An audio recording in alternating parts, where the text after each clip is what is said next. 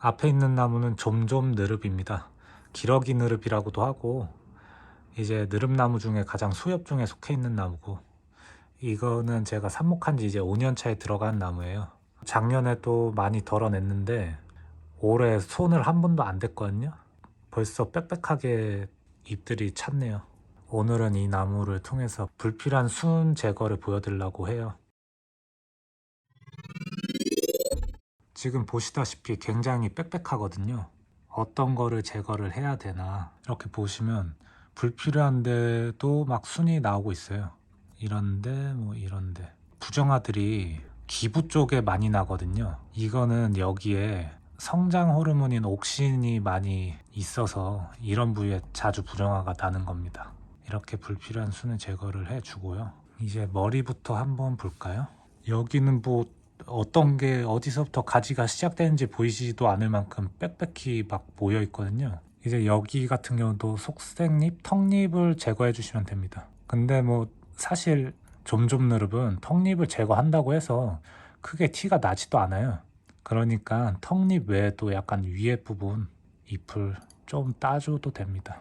지금 이렇게 보시면 한 곳에 세 가지가 몰려나 있는데 하나는 제거를 해야 되겠죠? 영상으로는 보이실지 모르겠는데 불필요한 가지를 하나 잘라버리고, 이렇게 작은 애들은 손으로 휙 제껴도 뚝 떨어집니다.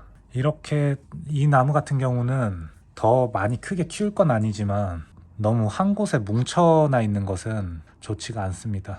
이게 작은 나무일수록 좀 더 섬세하게 만들 필요가 있다라고 생각을 하거든요.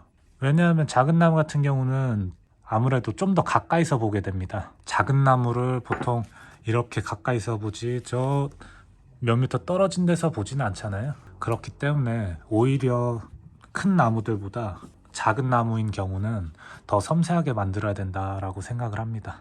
이것저것 막 불필요한 가지를 살려둬서 공간을 채우기보다는 딱 필요한 가지들만 이제 만들어 가지고 그림같이 아름다운 장가지를 만드는 게 좋다라고 생각을 합니다.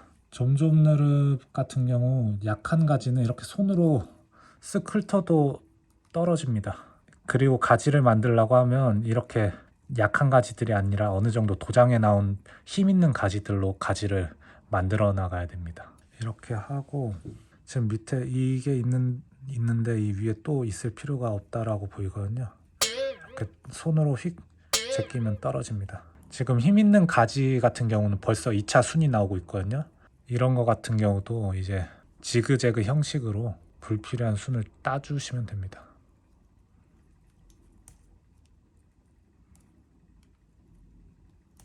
지금 여기는 정리가 끝난 상태입니다.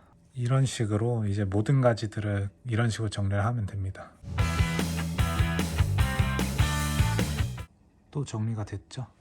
여기 같은 경우는 한 곳에 두 가지가 났어요. 무조건 이런 거는 필요가 없죠. 하나는 이렇게 하나를 제거해 버립니다. 제거를 해주시고 한 개만 남겨놓으면 됩니다.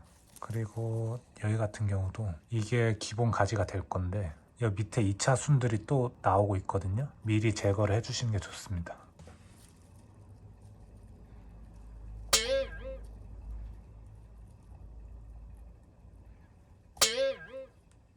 이러한 작업만 잘 하신다면 웬만한 나무들은 다 만드실 수 있다라고 생각합니다.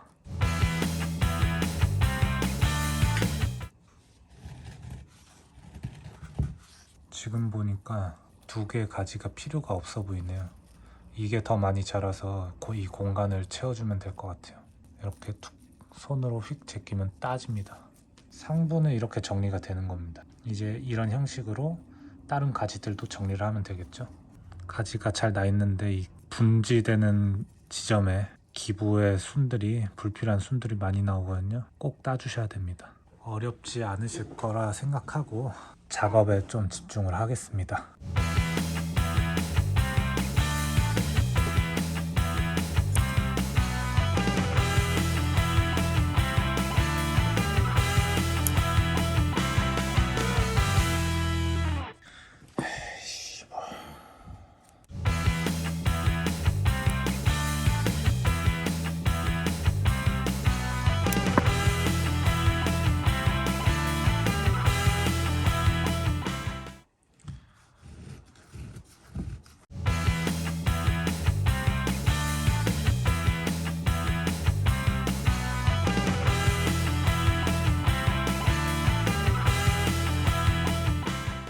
작업이 거의 다 끝났는데요. 어디가 좀 이상하지 않나요? 네, 여기가 아직 작업이 안 돼 있어요. 딱 봐도 뭔가 뭉쳐 보이죠? 일부러 이제 작업을 한 번 더 보여드리려고 이 가지 하나만 작업을 안 하고 남겨놨습니다. 이 가지 같은 경우는 이 앞쪽 공간을 채워야 되기 때문에 있어야 되는 가지죠.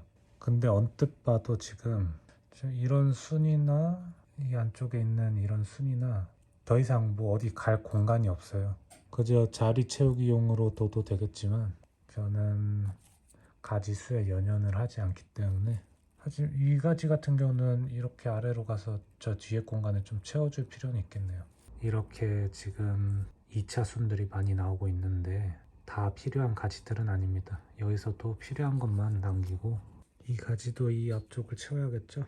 턱잎을 따주고 불필요한 2차 순들을 따주면 됩니다. 이런 식으로 잘라주시면 됩니다. 여기 끝순을 짚지 않는 이유는 여기가 아직 좀 더 자라 나와야 돼요. 그렇기 때문에 힘을 더 받아야 되는 가지는 끝순을 자르지 않고 이 끝에 있는 생장점은 남겨둬야 됩니다. 여기 안쪽에 아주 복잡하게 나 있죠. 이 안에 기부 가까이 나 있는 순들은 필요가 없습니다. 이런 식으로 제거를 해주시고요. 여기도 마찬가지죠. 여기도 같은 방식으로 제거해 주시면 됩니다. 이로써 작업이 다 끝났습니다. 아직도 이 나무는 가지가 많이 만들어져야 돼요. 가지라는 게 이 나무의 토대가 되는 기본 가지를 얘기하는 겁니다. 작업이 끝났습니다. 이 나무 같은 경우에는 기본 가지들은 얼추 제 위치에 붙어 있는데 아직도 다 완성이 된 건 아니고, 기본 가지도 어느 정도 더 만들어져야 되지만 그 기본 가지의 2차 가지, 이런 것들, 이런 애들도 이제 좀 더 두께감 있게 더 만들어져야 되기 때문에 아직은 갈 길이 먼데요.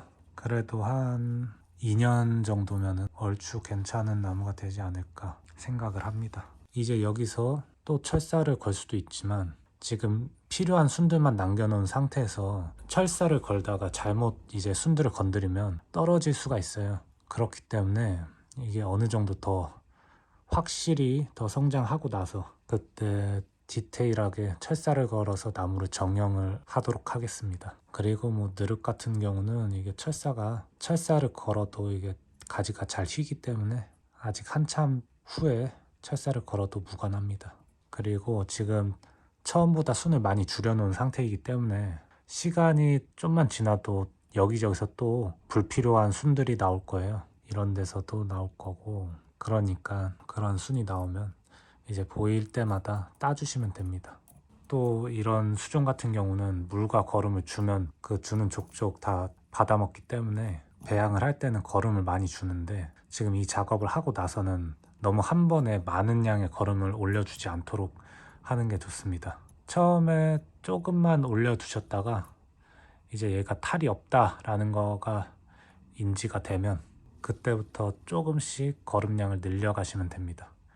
그러면은 나무가 폭발적으로 성장을 하거든요. 그러면서 내가 필요한 가지들을 살찌우고 더 길이를 뽑아내고, 그리고 내가 원하는 굵기가 됐을 때 또 잘라서 가지를 분지시키고, 그러면은 이 나무가 빨리 안 자라는 것 같지만 생각보다도 빨리 자랍니다. 그럼 또 금방 만들어지겠죠. 이런 나무 같은 경우는 제가 뭐 훌륭한 나무라서 팔지 않는 게 아니라 분재 생활을 하면서 아주 어렸을 때 씨앗이나 뭐 내가 직접 삽목을 해가지고 어디까지 키울 수 있나 그거를 확인해보고 싶어서 키우는 나무이기 때문에, 이 나무가 변하는 과정을, 이 나무가 별 문제가 있지 않는 이상은 몇 년이 걸리더라도 그 변화 과정을 공유를 했으면 좋겠어요. 오늘은 여기까지입니다.